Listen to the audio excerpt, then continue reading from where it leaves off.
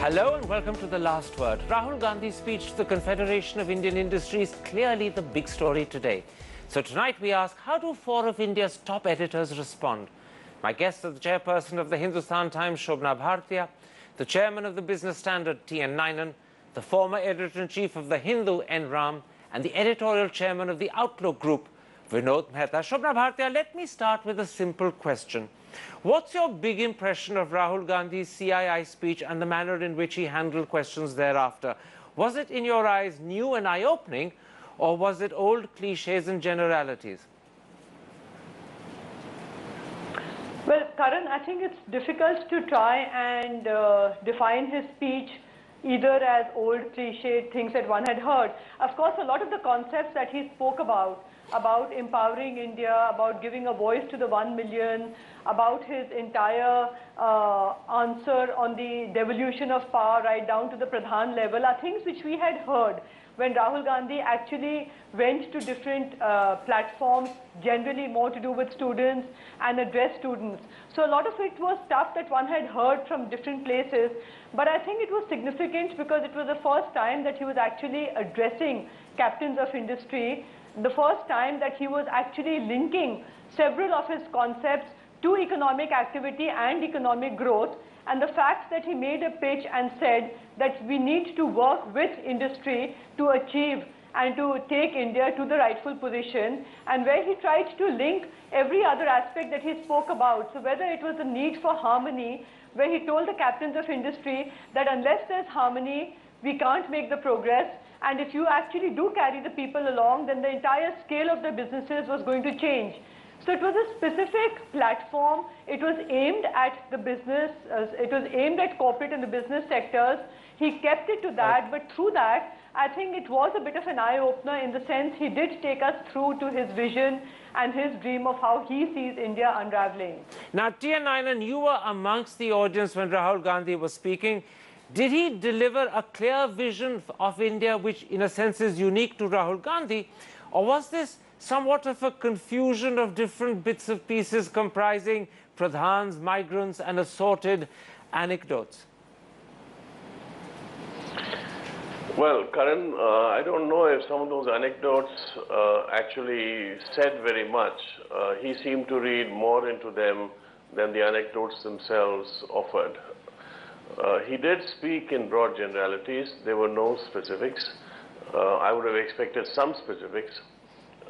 What he said is unexceptionable, that you need to empower more people, you need to go bottom up, you need to be inclusive. These are all completely unexceptionable. But speaking to a business audience, I thought he offered quite little.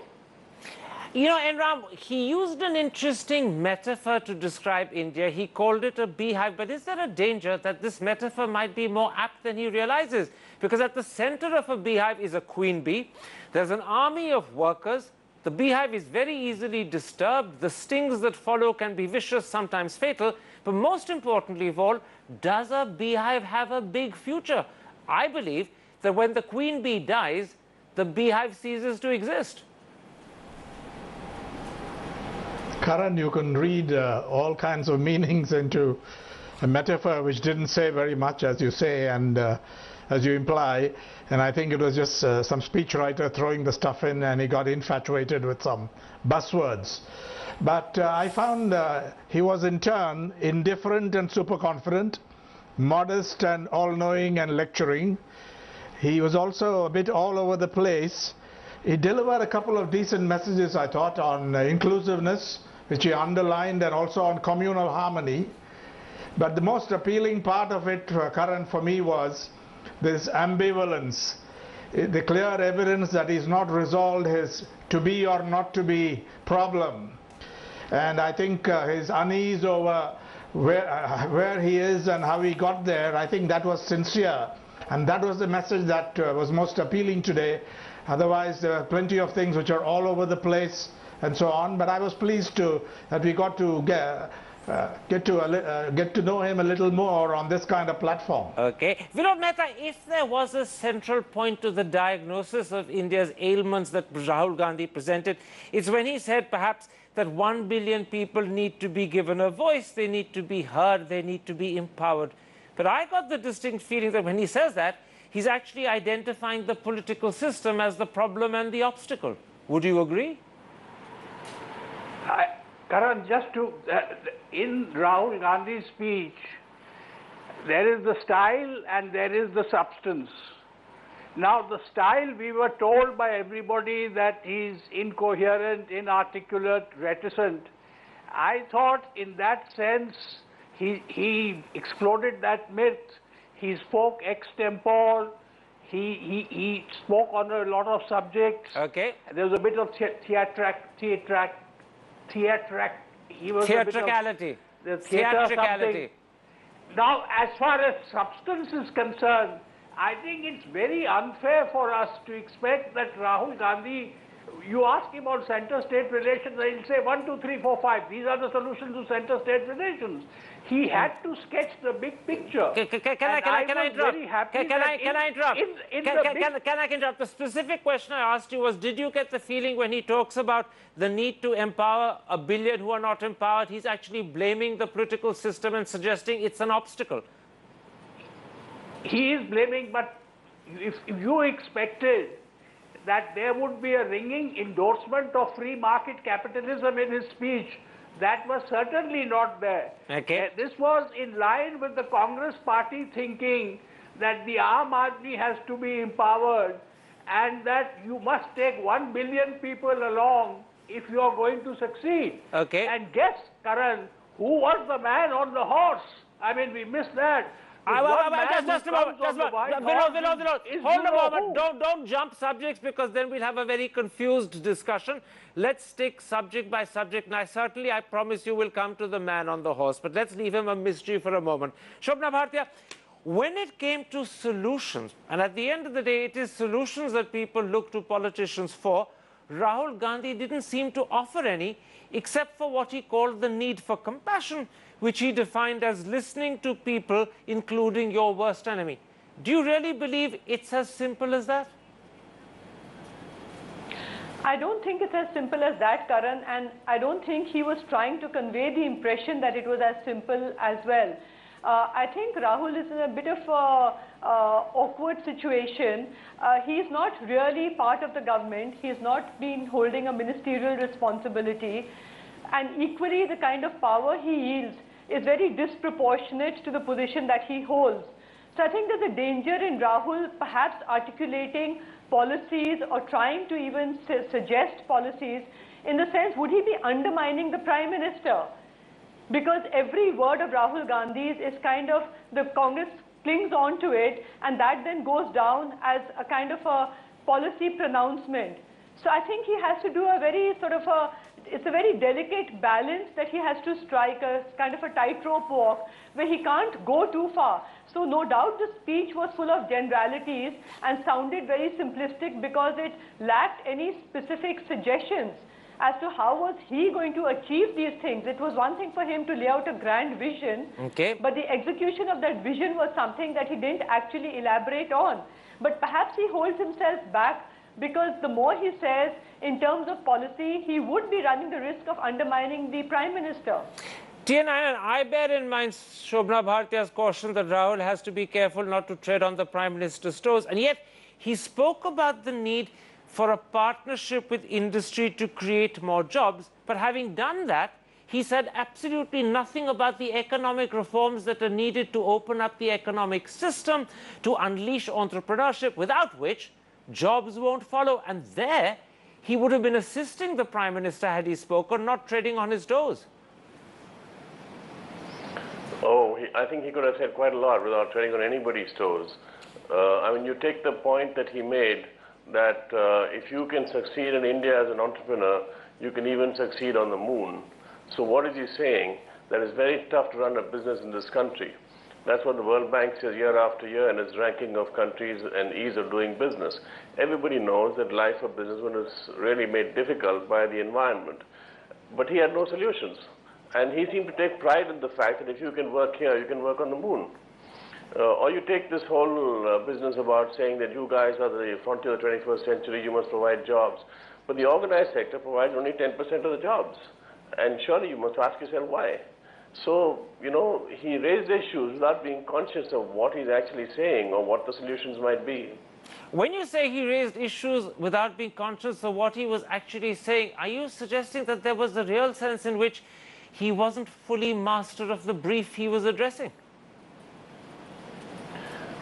I don't know what his brief was, but to say that India is a complex place and foreigners get confused and treat that as some kind of positive was, to me, a disconnect with what he should be saying.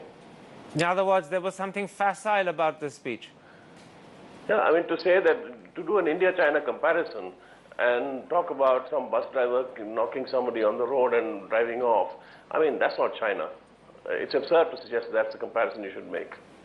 And Ram, on that particular point, bearing in mind that Rahul Gandhi was talking to India's top industrialists, bearing in mind that the country is going through an economic downturn that many actually consider a crisis, are you surprised he said virtually nothing about the economic situation and actually didn't say anything specifically about the deficit, about investment, about growth, inflation, or crony capitalism? Yes, because he had no competence in these areas and steered clear of them. But one thing he said about joblessness that we must take issue with. He said that the problem is not so much joblessness as the lack of training or skills. This is what much of corporate India, business India says, and it's completely contrary to the truth, because there is both. There is a problem with skills, training and so on. There's a huge problem with joblessness out there, and as Nayanan said, it's not just the organized sector. Out there, there's a huge problem of unemployment and underemployment, which surely, if he had done Bharat Darshan, he would know a lot about. But on hard economic issues, it's best not to dabble in an area where you'll be completely exposed. So you're suggesting that, in fact, in these areas, Rahul was completely out of his depth? Yes, but there's another issue, you'll say it's another subject, corruption, on which he said mighty little. Absolutely. Mighty little on one of the main issues that's come to the fore. Yes, indeed. And I, in fact, did point that out in the question I asked. A big letdown. Vinod Mehta, given everything that you've heard from the rest of the panel, what do you think will be the impression and the conclusion or verdict of the press tomorrow morning? Well, I think the conclusion of the press will be that this is the first time that we have some kind of idea of Rahul Gandhi's vision of India and where he sees this country going. Now, this lack of specifics, that he hasn't got this solution to that, I think it's very unfair to expect that he would give you a solution to how to tackle corruption in this country. What he can do best is to suggest a direction and a vision, and which I think he has very successfully done. And that vision may annoy some people who are on the right.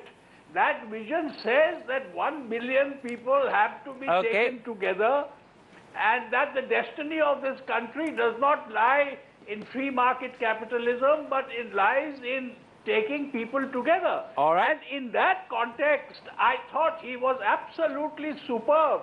And this lack of specifics that everybody is talking about is quite deliberate. All right. I mean, he spoke for 25 minutes, 20 minutes. Well, no, forgive me, he spoke for 75. Relations, China, to give you specifics in every case. Well, actually, let me correct one little thing. It's only a matter of detail, but he actually spoke for 75, not 25. Let's take a break at that point and come back and ask the critical question that many want to know the answer to. Was this then the speech of a man who could be the Prime Minister of India one day? Or was it more like the speech of a student still struggling to come to terms with his own thoughts and ideas? That's in a moment's time. See you after the break.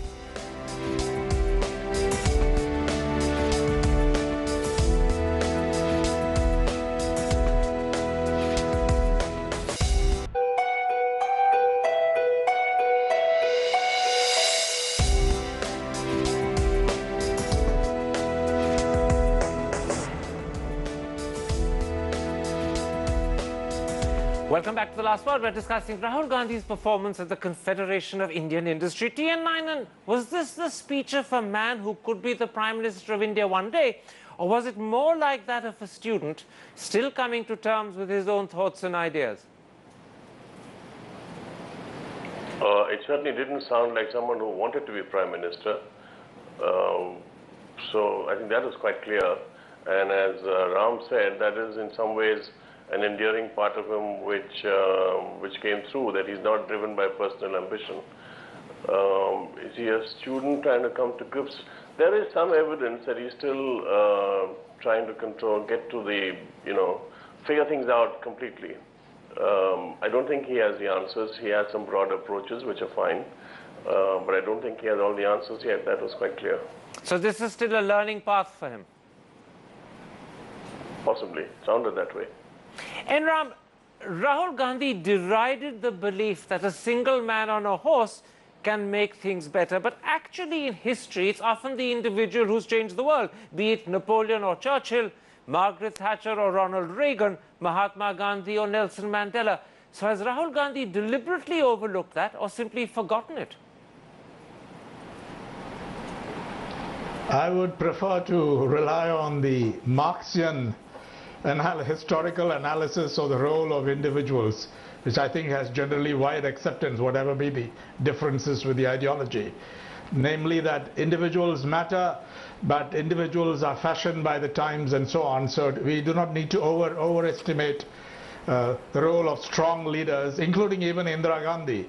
But she caught the mood of the time and rode the wave, if you like. That's the role of strong leadership when it's legitimate. So I don't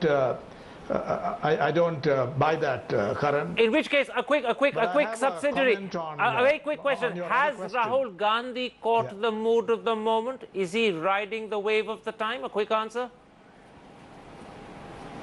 No, Rahul Gandhi is not. And his statement, and I have the quote here, I have come here because I want to forge a long-term partnership to take this country forward. Okay. I think is indicative of that. He wants more time. Some people would read into it a prime ministerial ambition. I wouldn't. I think he needs more time, and he wants to forge a long-term partnership with many constituencies. Sure. And clearly, while he describes the picture, and some of it is very valid, I think, inclusiveness, the need for communal harmony, don't go for the personality cult, criticizing his own state. While all that is valid, he clearly lacks the solutions. He hasn't thought through it. Absolutely. And that's, again, I repeat, the most appealing part of what came through today and also on some earlier occasions. Except that we discussed how he didn't have solutions in part one. Let's not go back to that now. Shobna Bhartia, inevitably Rahul Gandhi's performance today will be compared to Narendra Modi, both at Sri Ram College and the India Today conclave, but possibly also the speech he's destined to give at FICCI on the 8th. How does Rahul Gandhi, in your eyes, stack up against Narendra Modi? Karan, I think they're just two very different people. And if I may say so, with Narendra Modi, suddenly his national ambition, he's sort of wearing it on his sleeve. It's very there in the open. Even the pitch he made in Ahmedabad today, it's all about power, about acquiring more power. As far as Rahul was concerned, it was really much more about empowering as opposed to acquiring power himself. So I think there's a huge contrast in their styles. The fact that Rahul is so easy to, I find it very easy to sort of say that he doesn't need to be the Prime Minister, it's the least relevant question. Whereas Narendra Modi's ambitions for actually coming to the center and occupying the hot seat seem to be extremely obvious. I think they're just completely two different people with very, very different styles. So is the press unfair to constantly compare them? I don't think the press compares them, but the press obviously feels that these are the two likely contenders. And therefore, come 2014, the battle is going to be between these two as the two faces of the BJP and the Congress respectively. Okay. But I don't think you can compare them because I think they're just very, very different animals. Vinod Mehta, how do you react to the view that Rahul Gandhi came across as a well-intentioned and likable young man, but as Ram Gua said in an article for The Telegraph, he remains a dilettante and completely mediocre? I think that's an overstatement. Karan, of course he's learning. I mean, Indira Gandhi, when she came into power, she was the Gungi Gudiya. Of course, he's getting grips on the problems of this country. But what we should see today in the CII speech is that his broad direction is correct. And what he's saying to you, that the man on the white horse with the magic wand, he's not that man. I disagree with Nainan. Embracing the complexity of India is a very profound statement, that there are no simple solutions. There is no such thing as the corruption, I will do this. Center-state relations, I will do this. These are things that have to be worked out. There are no simple solutions in a democracy as complex and as heterogeneous as ours. All right. I think he brought that point out extremely well. Absolutely, and there's another point that my panel has brought out extremely well. There is no single opinion amongst India's top editors about Rahul Gandhi. Speak to one and you'll get a different opinion each time, and that's the richness of our media. My thanks to all four of my guests for joining me and for enlightening us with today's discussion. Goodbye, good night.